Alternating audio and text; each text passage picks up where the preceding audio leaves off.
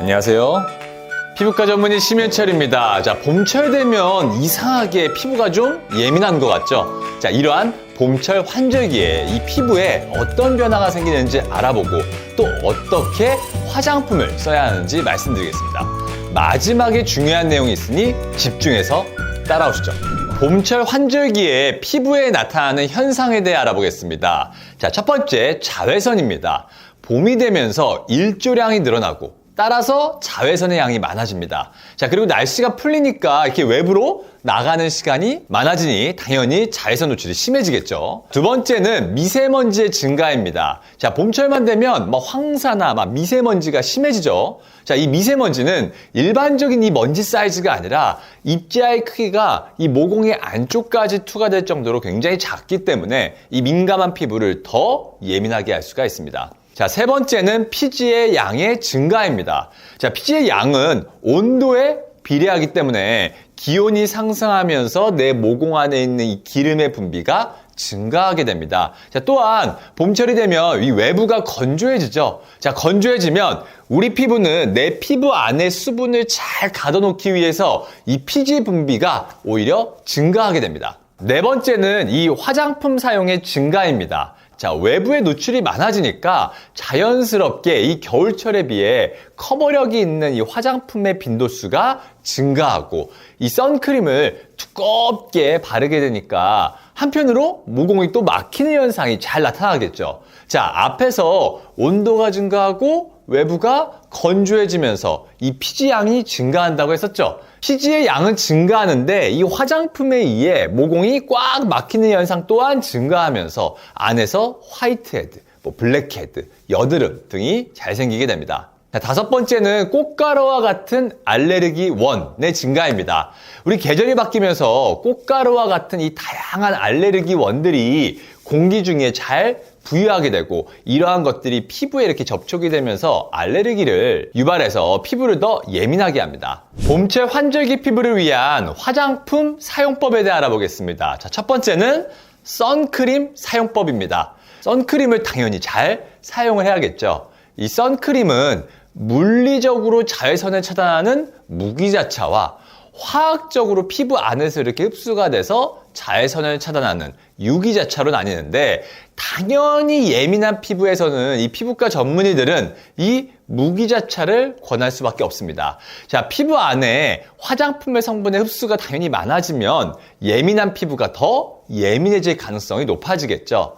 자, 선크림을 바를 때 손가락에 한 1.5에서 2마디 정도를 이렇게 충분히 짜서 발라야 되는데 우리가 지금처럼 이렇게 한 번에 쭉 짜면은 골고루 바르기 어려우니 이마, 양볼, 턱, 목 이렇게 나눠서 조금씩 짜서 이렇게 묻힌 다음에 바르는 것이 좋습니다. 자, 제가 한 방송에서 시험자분들을 대상으로 선크림을 스스로 바르게 하고 실제로 이 선크림이 발라져 있는 부분을 광원을 사용해서 확인한 결과 이 눈 주위나 눈꺼풀은 거의 안 발라져 있는 경우가 대부분이었습니다. 자, 즉 이 선크림을 바를 때는 요 눈 주위, 요 눈꺼풀 위쪽, 요쪽까지 그리고 이 목까지 빠진 부분이 없이 발라주는 것이 중요합니다. 자, 또한 선크림은 3-4시간마다 덧바르는 것이 중요하기 때문에 이 휴대하기 편한 선크림을 가지고 다니시면서 그 위에 덧바르는 것이 중요합니다. 자, 두 번째는 이 클렌징 폼의 사용법입니다. 자, 아마 이 클렌징은 저 피부심을 검색하면 클렌징이라는 단어가 나올 정도로 제가 굉장히 많이 다뤘으니 참고해 주시기를 바라고, 자, 메이크업이 되어 있을 때는 저 항상 첫 번째 세안, 1차 세안을 이 클렌징 오일을 사용하기를 권장을 합니다. 자, 클렌징 오일로 닦아내는 그런 개념이 아니라 이 클렌징 오일을 짜서 얼굴에 묻혀주는 개념입니다. 자, 우리가 기름은 기름으로 녹이죠. 드라이 클리닝도 물 세탁을 하는 것이 아니라 이 기름때를 기름으로 흡착을 시켜서 옷에 손상 없이 기름을 빼내는 것입니다. 자, 이 클렌징 오일을 사용을 해서 얼굴에 전체적으로 묻혀주는데, 자, 이때 얼굴에는 물이 안 묻어져 있는 상태가 좋습니다. 자, 얼굴에 물이 묻어 있게 되면은 클렌징 오일을 이렇게 묻히면서 그 자리에서 바로 유화가 일어나서 제가 원하는 이 모공에 박혀 있는 메이크업 성분까지 이 클렌징 오일 성분이 충분히 침투가 되는 것이 방해가 될 수 있기 때문에 이 맨 얼굴에 클렌징 오일을 묻혀줍니다. 자, 그 다음에 손에 물을 이렇게 한 줌 쥐고 이 클렌징 오일이 묻어있는 얼굴 부분에 부드럽게 롤링을 해줍니다.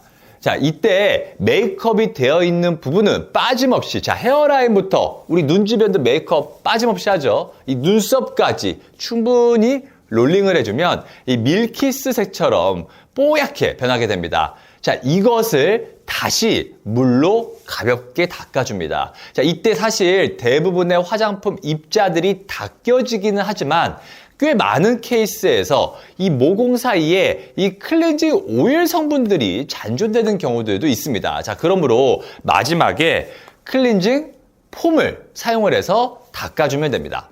자, 그럼 세 번째로는 약산성 클렌징 폼과 약알칼리성 클렌징 폼에 대해 살펴보겠습니다. 자, 우리가 선크림 성분의 경우, 특히 이 무기자차의 경우 제품에 따라 다르지만 일반적으로는 단일 세안으로 잘 닦이지 않습니다. 자, 왜냐하면 실제로 해외 제품 중 판매량 넘버원인 선크림은 본인 회사의 특허 물질인 로 이 입자를 굉장히 구형으로 막 밀도 높게 만들어서 이 단일 세안으로 잘 안 닦이게 됩니다. 자, 그리고 국내 제품들에도 많은 제품들이 굉장히 막 물이나 땀 등이 닦이지 않게 아주 밀도 높게 응집력 높게 제품을 만드는 경우가 있습니다.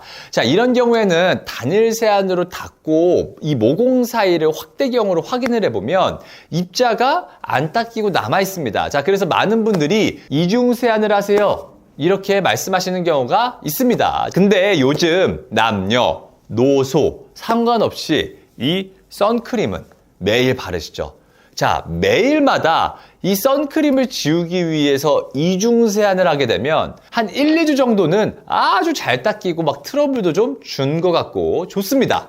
자, 하지만 한 2, 3개월 정도 지나 보면 피부 장벽이 서서히 무너지면서 피부가 예민해지고 살짝 속건조함도 심해지고 엘러직 반응도 슬슬 나타나기 시작을 합니다. 자, 실제로 저도 선크림을 잘 닦아야만 한다는 입장에서만 따지면 무조건 이중 세안하라고 하고 싶습니다. 자, 근데 실제로 우리가 매일마다 이중 세안을 해보면 이런 일들을 겪는다는 거예요. 그래서 전 단일 세안으로 닦일 만한 선크림, 그리고 잘 닦여질 만한 폼 클렌저를 선택하라고 강조를 합니다. 자, 우리가 컨실러처럼 입자가 너무 뻑뻑해서 잘 안 닦이는 선크림을 좀 피하고 단일 세안을 하는 경우에는 약산성 세안제를 사용하기보다는 약알칼리성 세안제를 사용을 해서 세정력을 어느 정도 높이는 것을 사용하도록 권장을 합니다. 자, 충분히 닦였지만 피부가 좀 건조하거나 예민해질 수가 있겠죠. 자, 그러므로 그 다음날 아침에는 피부에 메이크업이나 선크림 등이 발라진 상태가 아니잖아요. 자, 그렇다고 메이크업을 한 날에 저녁 세안처럼 막 이중 세안을 하게 되면 한두 달 지나면 피부 장벽이 정말 날아가 버려서 피부가 굉장히 예민하고 붉어지고 트러블도 생길 수 있고 그렇습니다. 자, 전제 조건이 저녁에 메이크업이든 선크림이든 우리가 이중 세안을 통해서 깔끔하게 지워졌다면, 자, 피부가 예민한 타입이나 봄철 환절기 같은 예민한 시기라면 이 약산성 세안제를 사용하는 것이 좋습니다. 자, 집에만 있어서 선크림이나 메이크업이 전혀 안 되어 있는 분들은 봄철 환절기 같은 경우에는 세안을 할 때 이런 약산성 세안제를 사용하는 것도 좋겠습니다. 자, 그럼 네 번째로는 보습제 사용 방법에 대해 알아보겠습니다. 자, 보습제는 첫 번째, 물을 빨아당기는 함습제와 두 번째, 물이 증발되지 않도록 막아주는 밀폐제로 구성이 되어 있습니다. 자, 당연히 물을 빨아당길 수 있는 물질을 꼭 넣어주고 그 위를 잘 밀폐하는 이 순서로 들어가야 하겠죠. 자, 물을 빨아당기는 함습제를 바르려면 얼굴 표면에 어느 정도는 수분이 있는 것이 좋습니다. 자, 그러므로 세안을 이렇게 한 다음에 물기를 어느 정도 닦아내고 바짝 마르기 전에 바로 바로 보습제를 바릅니다. 자, 보습은 일단 수분이 많은 것에서부터 유분이 많은 것 순으로 발라준다고 생각을 하면 됩니다. 자, 처음부터 유분이 많은 것을 바르면 수분이 피부 안쪽으로 침투를 잘 못하겠죠. 자, 반대로 수분이 많은 것만 발라주게 되면 피부 표면에서 금방 수분이 증발될 수 있습니다. 자, 그러므로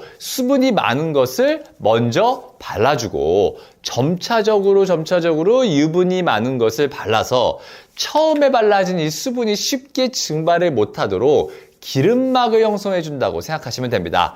자, 수분기가 많은 것에서 유분기가 많은 것 순으로 크게는 첫 번째는 이제 에센스 세럼 이런 앰플 등이 있고요. 두 번째로는 로션, 세 번째로는 크림, 네 번째로는 오일 이런 순으로 나눠볼 수가 있습니다. 자, 그래서 전 보통 수분이 많은 계열 중에서 하나, 그 중에서 유효 성분이 많은 앰플 타입, 그리고 유분이 많은 계열 중에 하나, 그 중에 이 크림 타입을 선택하라고 합니다. 자, 이때 평소에 막 4개 이상씩 바르던 분들이 원장님 2개만 바르면 제 피부 너무 땡겨요 하실 수가 있는데, 이때 중요한 점은 제 구독자분들은 다 아시겠지만 빈도수, 바르는 빈도수로 조절을 해주는 것입니다. 자, 제가 항상 강조하는 게 화장품의 개수를 줄이되 자주 바르는 것이었죠. 자, 예를 들어 아침 저녁으로 2번 이렇게 앰플을 쓰고 크림을 발랐다고 가정을 하면 저녁 6시에 세안을 한 다음에 이 2가지를 바로 발랐어요. 자, 이렇게 가정을 하면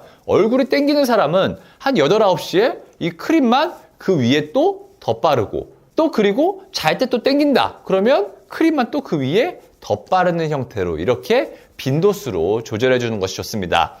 자, 피부에 화장품이라는 이불을 아침 그리고 밤늦게 딱 2번, 막 4개, 5개, 막 이불을 4겹, 5겹으로 덮는 것보다 최대한 지속적으로 하루 종일 한두 겹 덮어 있을 수 있도록 하는 게 보습에도 도움을 주지만 피부에 엘러지를 유발할 수 있는 이 화장품의 성분을 줄이고 모공을 막을 만한 가능성을 줄일 수가 있습니다.